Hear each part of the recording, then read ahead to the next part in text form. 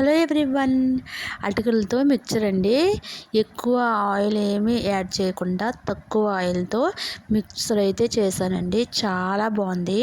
Taste అయితే వేరే level అసలు.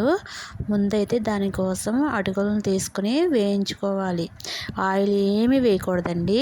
ఊరికే సిమ్లో పెట్టి మాత్రమే వేయించుకోవాలండి. మాడిపోకుండా అటుకులన్నీ సమానంగా వేగేలాగైతే వేయించుకోవాలి.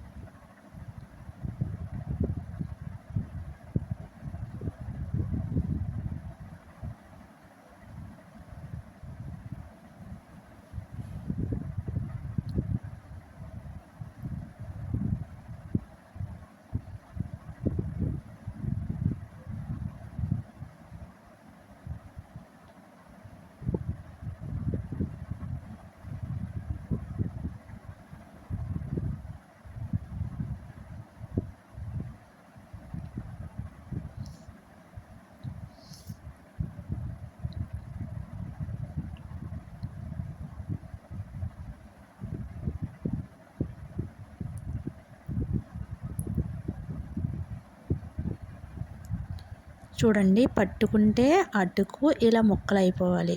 ఇలా పౌడర్ కింద అయిపోతే సమానంగా వేగినట్టండి. ఇంకా అలా అయితే సరిపోతుంది.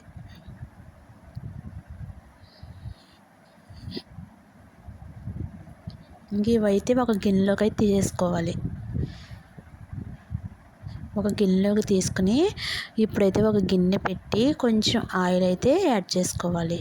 కొంచెం అయితే సరిపోతుందండి. మరీ ఎక్కువ యాడ్ చేసుకుంటే మనం అటుకులు ఆయిల్గా ఉంటే ఏం తినగలం చెప్పండి. అందుకనే కొంచెం అయితే వేసుకొని దాంట్లో కావలసిన పల్లీలు అయితే వేసుకోవాలి. నేనైతే కొంచెం పల్లీలు ఎక్కువే తీసుకుంటానండి, ఎందుకంటే టేస్ట్ బాగుంటుంది. అందుకని కొంచెం పల్లీలు ఎక్కువే తీసుకుని వేయించుకోవాలి బాగా. ఇవన్నీ సిమ్లో పెట్టి మాత్రమే వేయించాలండి. అప్పుడే టేస్ట్ అయితే బాగుంటాయి, అన్నీ సమానంగా వేగుతాయి.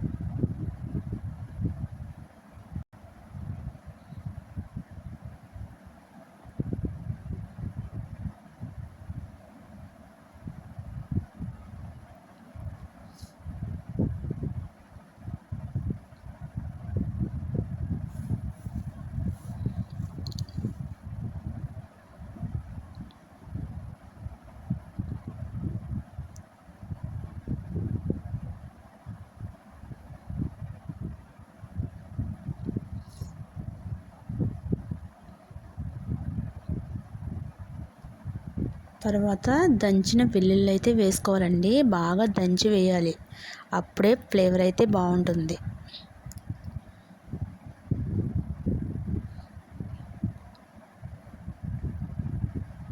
తర్వాత కొంచెం జీలకర్ర అయితే వేసుకోవాలి.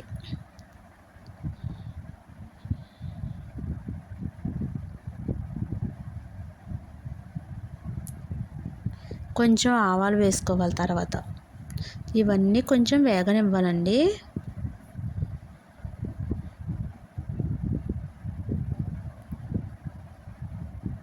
కొంచెం వేగిన తర్వాత కొంచెం కరివేపాకు అయితే వేసుకోవాలి.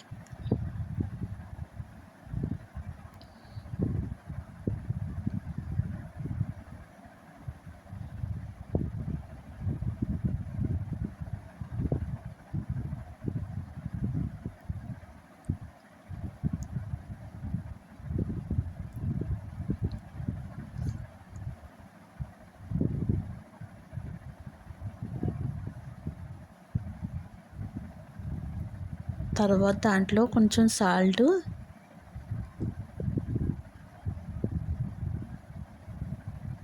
కొంచెం పసుపు,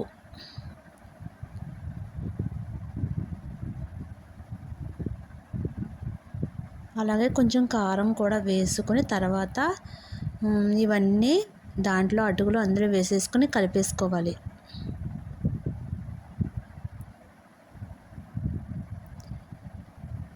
అంతేనండి, రెడీ అయిపోయింది. ఎక్కువ ఆయిలీగా లేకుండా తినడానికి బాగుండేలాగా అటుకుల మిక్చర్ అయితే రెడీ అయిపోయిందండి. చాలా బాగుంది. వీడియో నచ్చితే సబ్స్క్రైబ్ చేసుకోండి. Thank you.